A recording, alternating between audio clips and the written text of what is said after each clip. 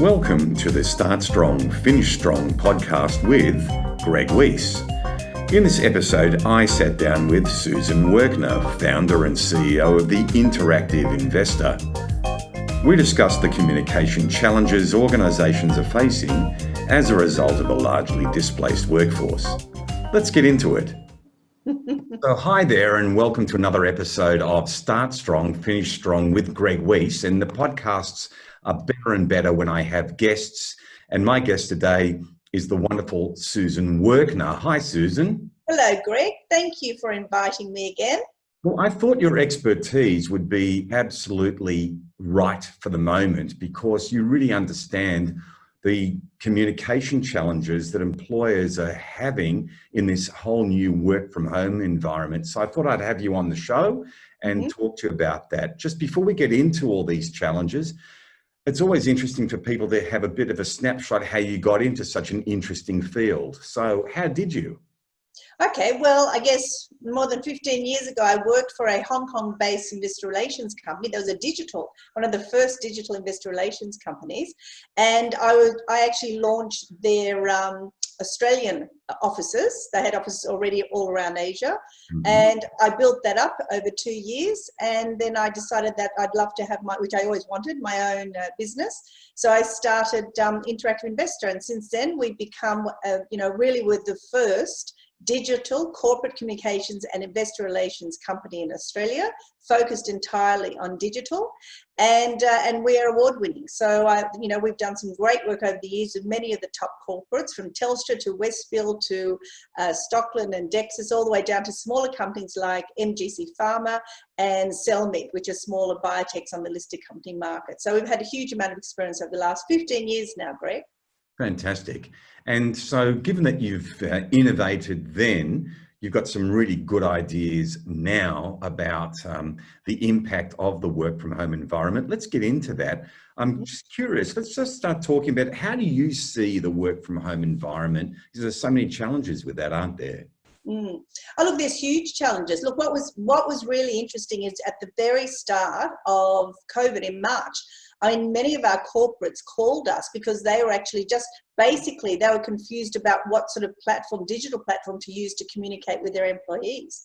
So I think there's been a huge shift for corporates in their mindset over the last few months, and certainly for employees. Look, before the pandemic, 30% of employees work from home. That's now nearly 40. It is actually 48% according to Gartner. So we're looking at a huge shift. Sorry, just repeat those stats. So it says 30% of employees were working from home prior to the pandemic, and now 48%, according to Gartner, are now working from home.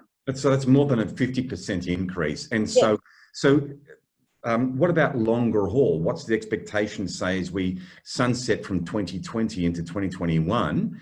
What's that going to look like? Is there a take on that?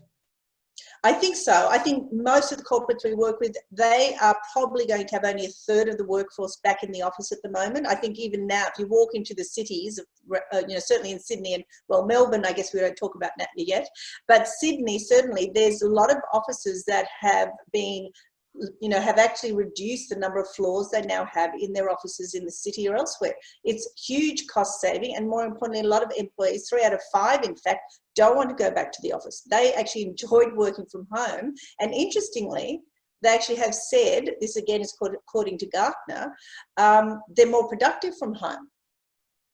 Interesting, more productive from home. I know that you and I are now working from home like many others. I used to catch a train every single day to Barangaroo in Sydney, and I haven't been onto a train now for 6.5 months, so which is pretty crazy. So multiply that out by millions, and we know that the number of passengers have declined hugely.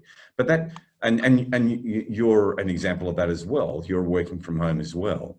So So Yeah, we are basically, we were the same. Our employees decided that some of them had to catch, train. They live maybe an hour away from our office, so they didn't want to come in. They didn't want to commute on the on public transport at the moment. So I think it's a big concern, and I think for a lot of boards, a lot of C-suite level executives, it's been a huge adjustment for them to reimagine a workforce that is not touch and feel in the office. They're actually at home. They actually have a very different set of KPIs they're going to have navigate with those employees from home now.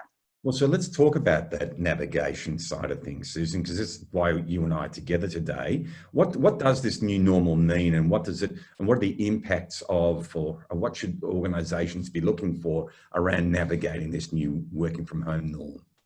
Well, I think the old way was employees were in the office, corporates would look after them while they were in the office, but if they were from home, there was an unwritten rule that really they were on their own. What they did in their own time was separate. I think there's been a huge merging now of private time and work time, because with the number of employees working from home, corporates now actually have to think about your employees from a social conscience, from a social perspective, where you don't just worry about their financial well-being and mental well-being in the office, but also their home environment, how they're working from home, what are the tools. There was a huge rush of many corporates purchased laptops for their employees to work from home.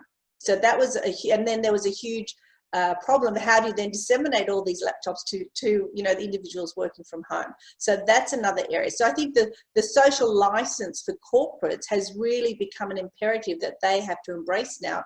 And I think HR particularly, I think, has a really pivotal role to play, because they're the linchpin between the corporate and those employees now working from home.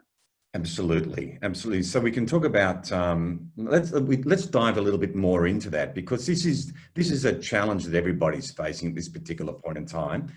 To your point about organisations rushing out and buying equipment, I've seen recent postings from. We're doing this podcast towards the end of September, and recently JB Hi-Fi had announced some crazy profits. A real spike up in the conditions, which is not a surprise. You walk into any Office Works, for example, another retailer, you just can't get half the stuff that you want. Most of the stuff is out of stock. So it's not just about supply chains, it's actually about demand for these things. So everybody's working in a distributed, or what we're saying is Gartner's saying 48% of employees now working from home. Not a surprise, but big impact on that. So what will the future of the workforce look like? Well, I think the future of the workforce is going to look very different. And I think that corporates are now just literally getting their heads around it now. I think that, at the beginning of the lockdown, no one knew what was happening, obviously. So I think corporates now have made huge announcements, not just about how their employees work from home or the office, but also how many employees do they need. I mean, you probably saw that the big four consulting firms such as Deloitte, EY, and others. I mean, Deloitte's fired 700 people during July. I mean, that's mammoth. That's a huge amount of employees that were, frankly, quite disgruntled. I think the way that they were let go, because it was via Zoom apparently, or at least via digital means. Yes. So I think there's a lot of ways in which the working from home have impacted companies, the way they communicate. And frankly, I think certainly the Deloittes and the other top four have had a lot of reputational damage because of that type of firing and putting, I guess, really what everyone sees as profits before people. Okay, contentious that this is, but let's go down that side, because everybody's concerned about as JobKeeper comes to an end, that there are going to be some increased layoffs and so on and so forth. In fact, this week alone, I've written and published part one of two parts of letting people go over, regrettably, Zoom or similar collaboration or video software. It's terrible. I mean, who would have thought that in the past we would have criticised our kids for breaking up a relationship via text? That's right. This is the corporate equivalent. Correct. Well said.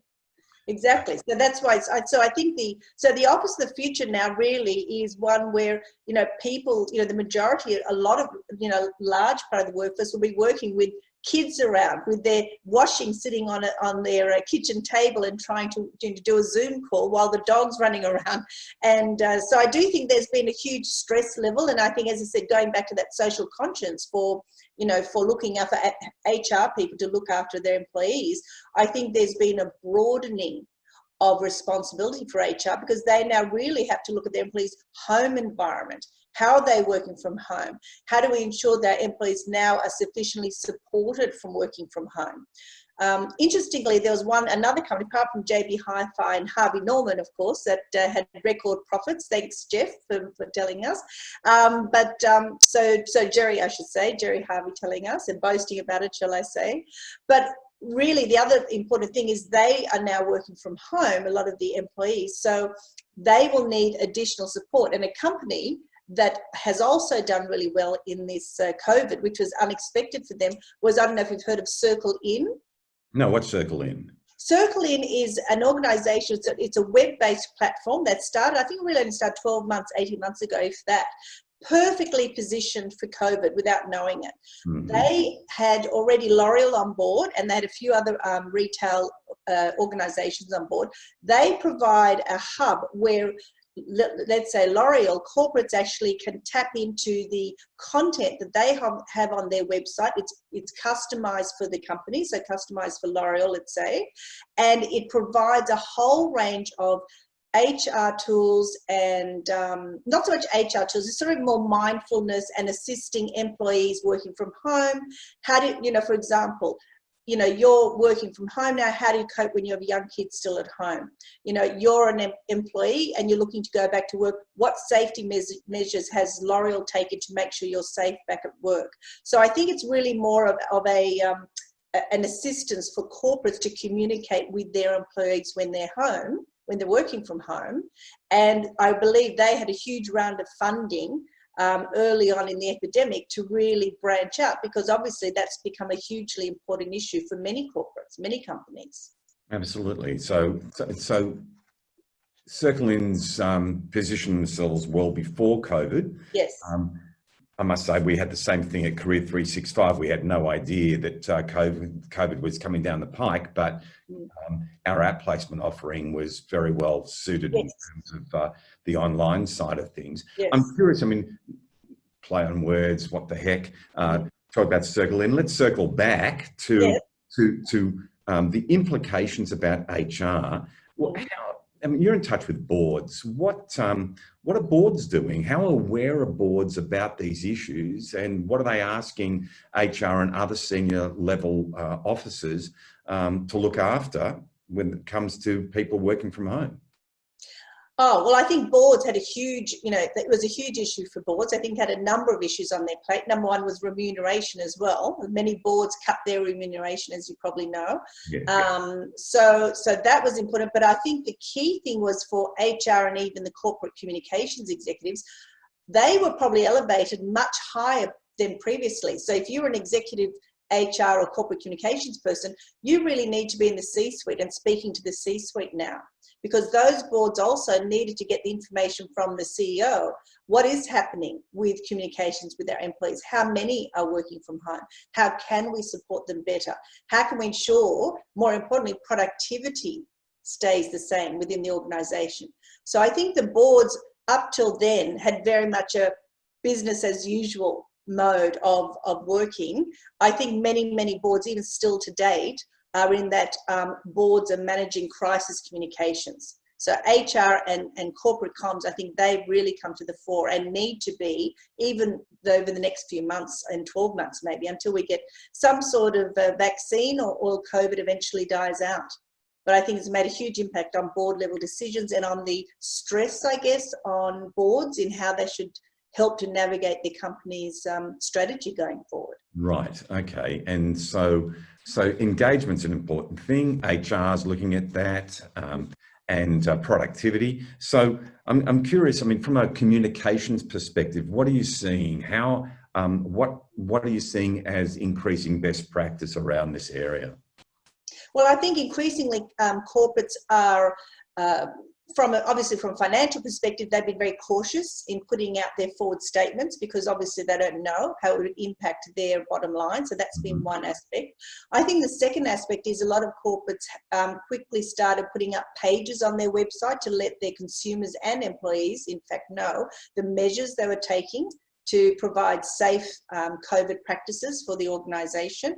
And I think also there was a lot of more internal communications as well with employees because they were nervous. They wanted to know what's happened to, if the organisation has lost business, which many did, is my job still safe? When will I get back to work? Will I even have a job? So I think all these issues have meant that I think the ability for strategic communications is much harder because you don't know what's going to happen in 4 weeks' time. Look at Victoria. Victoria, we thought was not going to be this bad, and then now they've been in lockdown for so many weeks. So I think that's really unsettled many organisations' boards. Absolutely. So I'm curious. Let's talk about something that's deeper, diving into your bailiwick of skills, and then how is technology accelerating the digitisation of corporate social interactions? Well, I guess the corporate, look, it was you probably heard that Twitter was actually one of the first to allow the employees to work from home. So they were very much at the forefront of allowing their employees to work from home and they didn't have to come to the office. It helps when you're a fully digital company, I'm sure, so that makes a big difference.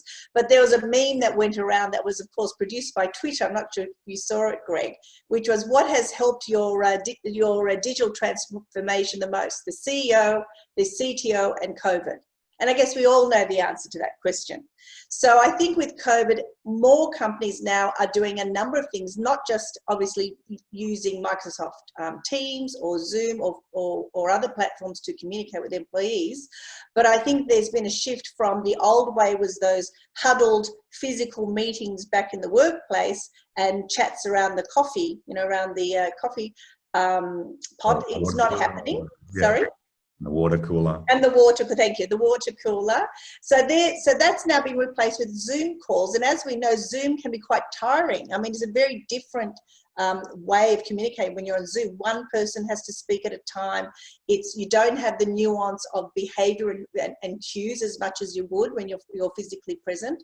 So I think that's part of the challenges. And so I guess, so back to your question then. So digitally, I think companies are going to be have to use actually different data skills to analyze the productivity of their workers. If you have someone who comes in at 8 in the morning and leaves at 10 at night, which is what happens to many high achieving employees in corporates, they work long hours. If they're working from home now and they're not working those hours, how do HR people and business managers know their employees are providing productive outcomes during the day?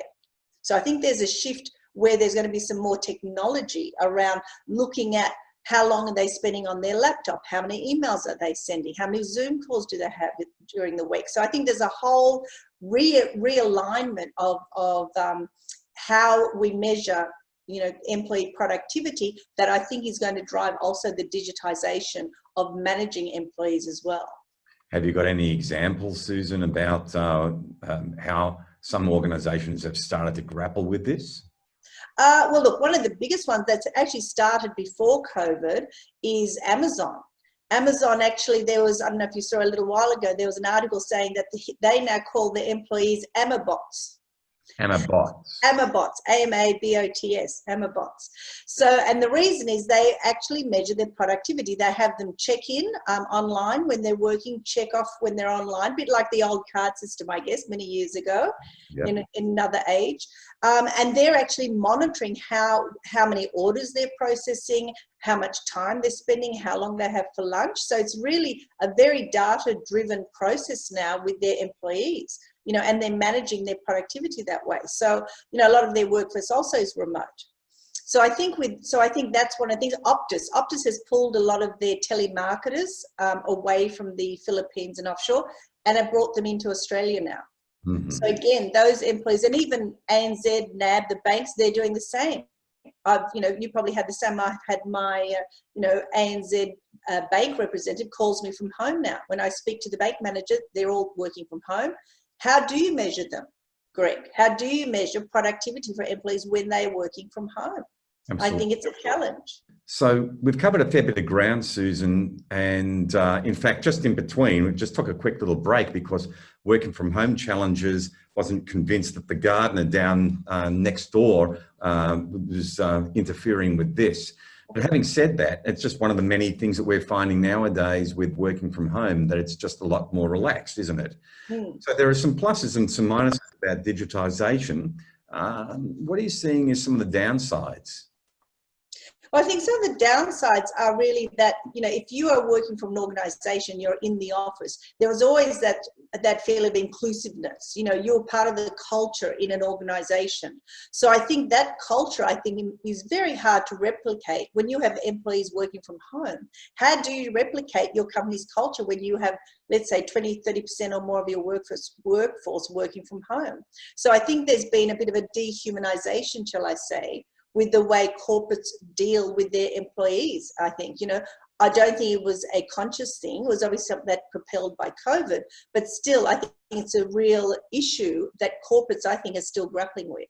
Well, it's a huge thing. And I know that I recently interviewed Jodette Cleary, who is the HR leader at High Pages, and they were talking about, we were talking in this podcast about their challenges about the gluing of their employees whilst they've also been working from home. It's a very big challenge. It's a really big challenge.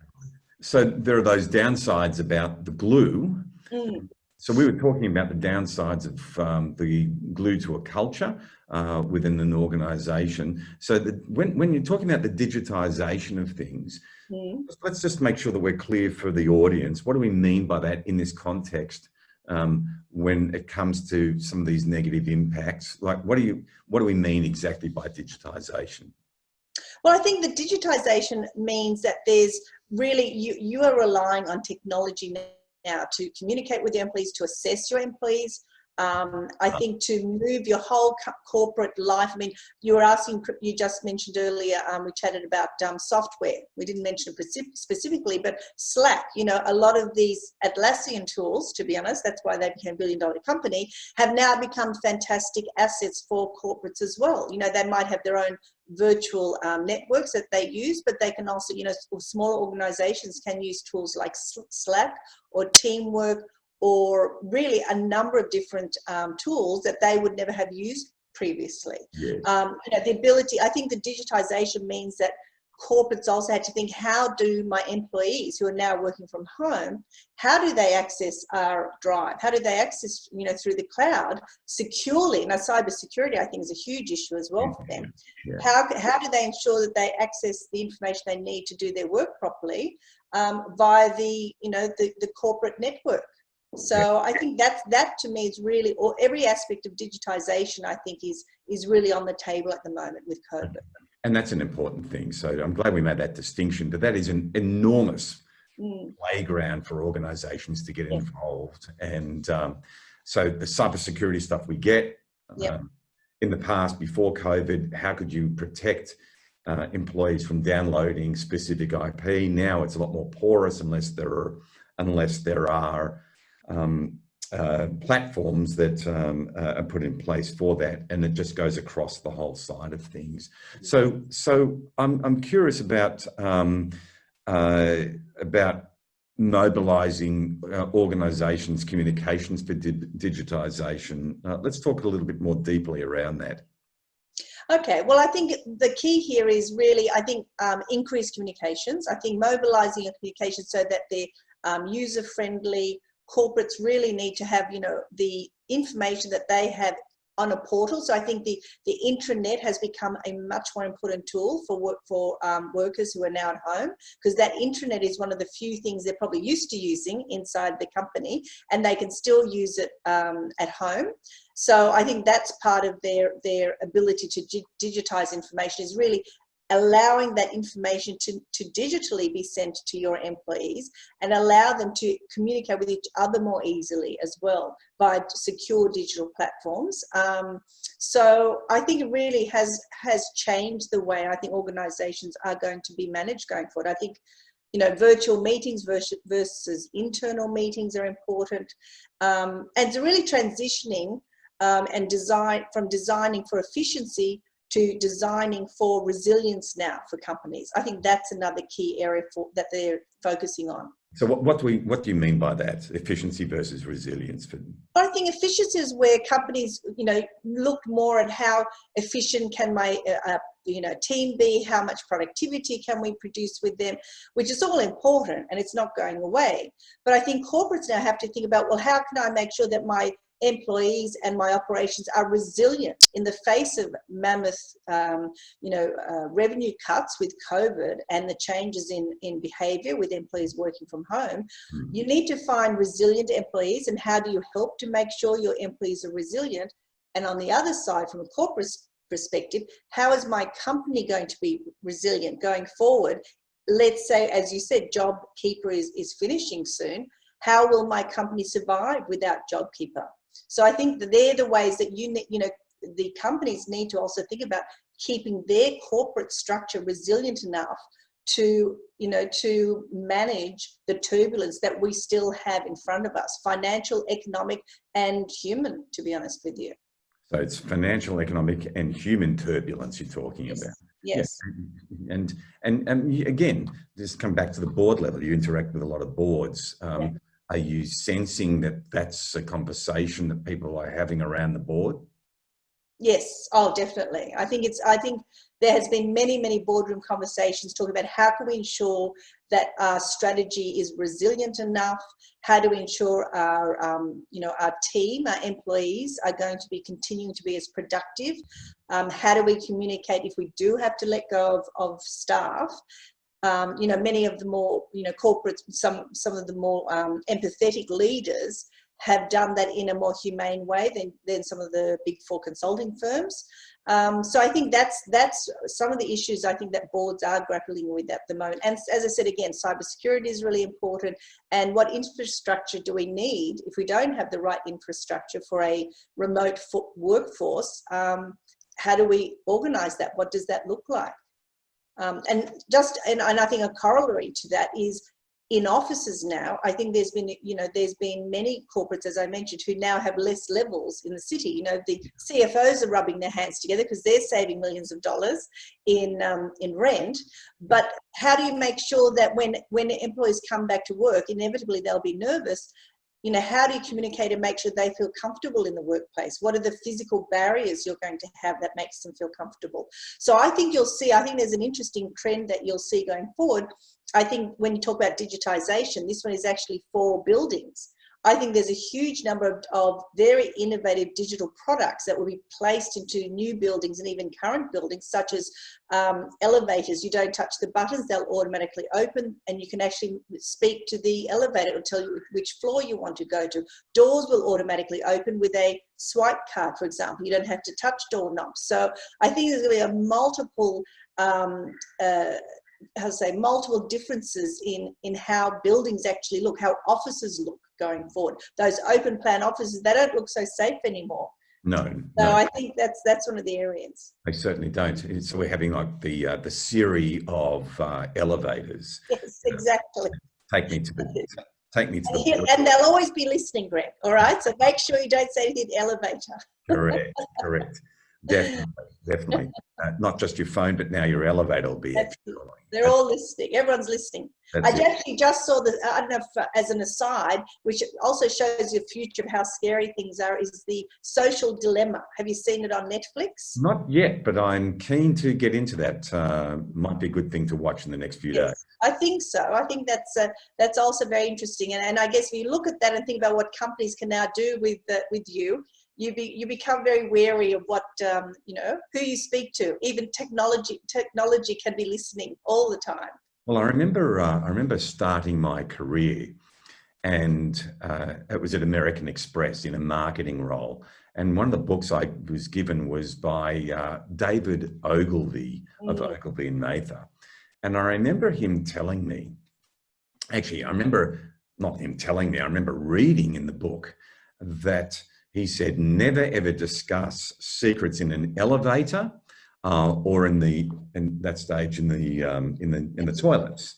okay, in the men's room, but I'm making it more general in the toilets, because you never know who's in there. And now it really is around these unusual COVID times. If you've got smart elevators, you've got smartphones, et cetera, Right. it goes way beyond that. We've got to be very careful how And these smart buildings. So that's what we're talking about, smart buildings. I mean, we actually have a client that we work with that actually introduces smart building technology. Right. And I'm sure that their business will be doing very well because they have the technology whereby the lighting, there's a central panel, and let's say you go into a boardroom, the lighting has sensors in each of the lights. So those sensors can actually tell a central panelist, someone who's monitoring it, there's too many people in a boardroom per 4 square meters. So I think you're right. There's another layer of, I guess, in a way, Big Brother watching you for some of these corporates, I guess, down the track. But if they're used for positive purposes, I think that's fine. Well, there are pluses and minuses of Everything. everything. You know, I was just reflecting, Susan, on what you were talking about, and in terms of this whole new normal. Okay, within my firm, I'd like to be able to get together and talk to my team.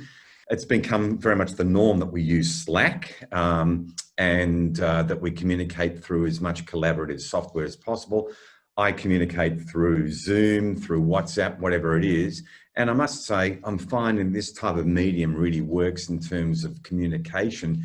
It's not like you get a real sense of what somebody's doing from minute to minute and any of the real nuances that you get. It's difficult, but it's still effective. You talk about the exhaustion. Let's talk about this just for a sec, because, you know, engaging. A lot of people I know are engaging in Zoom meetings for a significant amount of time in the day. Any ideas about, you know, talking about resilience earlier on, any ideas about best practice for just re-energizing after a Zoom meeting, or maybe even during? Any ideas that you've got? I think you're right. Like, I remember in lockdown, I think I had 5 Zoom meetings in one day, and I think it was like 3:30 in the afternoon. I had to go and have a lie down. It was just too much. So it can be. I think Zoom meetings can be exhausting because you're concentrating so much more when you're in a Zoom meeting. It's very different sort of experience, I think. Was it a lie down, or was it a Bex and a lie down? It was a Bex and a lie down. Right. Yes, it was a Bex and a lie down, Greg. Right. That's right. That's for the people who are the baby boomers of the That's the baby. That's it. The Bex and the lie down. So I think, look, I think it's important in between meetings to re-energize, as you said. I think, look, the good news about the positive about work from home is obviously, you know, we've got a gorgeous little cavoodle, so I take him for a little walk for half an hour over lunchtime. It's a beautiful day. So I think taking time out and I think having separate, if you can, having a separate workspace from the rest of the house, I think that psychologically helps you to actually have that. What else? And I think, and I think having fun, you know, I think that's the other thing I think Zoom calls have done, Greg, and I think you'd agree. You know, I've had Zoom calls with clients, and I have Ziggy, our cavoodle, sitting on my lap. And normally in an office environment, that would never have happened. You would be mortified to have, you know, either your children running behind you, or I've had, you know, clients' young son come and say, "Can I have some ice cream, Mum?" So I think I think the positive, the flip side is, I think the relationships, in a way, we're humanizing each other a little bit more. We're getting to see each other on a human level, whereas in the workplace, many people take sort of a work persona into the office, and then they have their home persona. I think there's more of a blurring now, you know, more of a blurring between the two. I would say that that's very much the case, and it's become much more of that's the new norm. I remember way before COVID, there was that famous clip of the guy being interviewed from his home office. I think it was out of the United States. He was an expert on geopolitical affairs, and in walked his kid, and his nanny grabbed the kid. Yes, I saw that. And that was gorgeous. But today, that went viral, but it's not so much now. I remember in the old days of COVID, you know, the early days when people were unaware that they were on a Zoom meeting with their with their shirt, but but in their underpants. So I think people become a lot more familiar with Yes. with the technology. The interesting thing moving forward is really, what do we do? What are boards going to be looking for? You've covered off productivity, efficiency, resilience, but there are very different. The impact is that there's going to be very, very different KPIs, with the expectation that organisations are still going to be hitting their appropriate profit levels. What you're also sharing is, from what you're hearing within the board, is the impact on HR, that HR is going to need to be very much more across a whole lot of other risk issues. And in the past, those risk issues would have been around controllables, controllable elements. That is, that, okay, do we have a safe place to work? Whereas nowadays, it's a distributed work environment. It's a big issue there. Any clues of what boards are doing and the way in which they're going to be communicating to the C-suite around those particular risks, what you'd see there? Yes, I think the boards are certainly, as I said, I think they're leaning more on the CEO and the top executives to feed them information they need. I think they're asking more questions. I think boards were already under pressure prior to COVID, as you know, with the scandals of the AMP and the Haynes inquiry, etc. So I think, directors and board directors certainly have always been already were under the microscope, and CEOs, obviously, to that matter. Myer, for example, Myers this morning, announced that they've now let go 2 of their board directors. 2 female board directors have resigned from the Myers board. I think they only have 5 now on the Myers board, and that includes the CEO and the chairman. And they've reduced the fee structure. So all of the existing board have reduced their fee structure, and overall they've also reduced the amount they're spending on the board. So I think you'll find that's not going to be, I think, an isolated incident, because Myer obviously has been hit hard, yes, being a retailer with COVID. Yeah. So their market cap has slid significantly, and so has their revenue. So I think you'll see a lot of corporates that are now reviewing their board roles and board members. Do we really need board members that have been on the board for over 10 years? A lot of the board members, many of them have been on the board, some for many, many years. I think Jerry Harvey, how long has been on his board?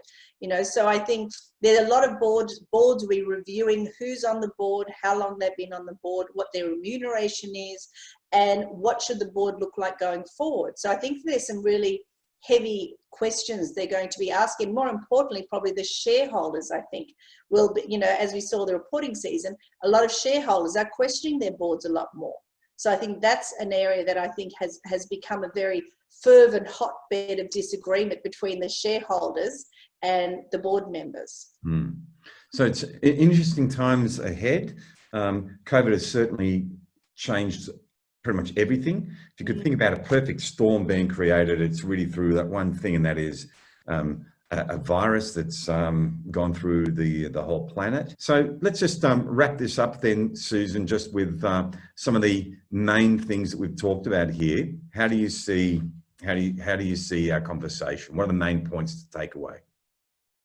Oh, look, the main points I think to take away that, business as usual is over. I don't think anyone can say that business as usual will be back, even once we don't have COVID. I think the behavioural change that employees have experienced with working from home is too great. So I think there's going to be a huge push, as we already know from the percentages from Gartner, that there's a lot that want to work from home, or at least work 3 days from home, maybe 2 days at the office. So I think that's a huge change. Digital disruption for corporates, I think, has already happened. It's pushed, COVID has pushed them to really very quickly digitize their communications with their employees. Look, we only had to look at the universities, as we said, within a week, some of them had all their courses online. So I think that's a huge factor that's not going to wane. So that's happened. And I think that, again, the role of executives who look after employees and HR, I guess, sector really, and the corporate communications area, it has really to me, they need to be elevated close to the C-suite, because that's what it's all about. It's keeping in touch with the employees, your stakeholders, communicating that the fact that your company actually is a company worth getting out of bed for and going into the office because you care about me. So I think that, as we said before, that social license, I think, and CSR, which is wrapped up in corporate social responsibility, I think that's an area that's also just growing in importance for every company in Australia. Well, I'm glad you actually say that. We, in the last 2 odd months, I've written a number of articles about the concept of social license to operate, and that's to do with really going beyond the corporate social responsibility. And every organisation, sustainability moving forward is around their responsibility to a multitude of stakeholders and the notion of operating within a community. So we deal with a number of organisations that have that community orientation, clubs, restaurants, food services, et cetera.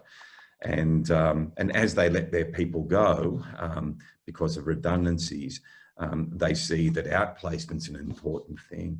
Susan, just here's an opportunity for a plug. What's your sweet spot for your business? Well, the sweet spot is really working with any type of listed company. Some are unlisted and startups, but to communicate with your stakeholders and really engage them and build your business and grow your business. That's what we do in a digital sense, whether it's websites, email marketing, social media content, interactive annual reports. We have obviously worked across all sectors and sections of digital communications for companies. Fantastic. Well, listen, it's been an absolute pleasure spending some time with you. I knew we'd cover up. It's been a wonderful time spending some time with you. I knew we'd cover a fair bit of ground with each other. I'd like to probably say that if we get an opportunity to dive deeper into a couple of other areas, if I can have you back on the show sometime down the line, would you be open to that? Oh, I'd love to, Greg. Love chatting with you. It's wonderful. As you said, we have a diverse range of interests and love chatting with you. Lovely. And the same here. Same here. Thank you for listening to the Start Strong, Finish Strong podcast. If you enjoyed listening, please like and subscribe so you never miss an episode. Share the podcast with your teams, and of course, we'd love you to leave a comment or review.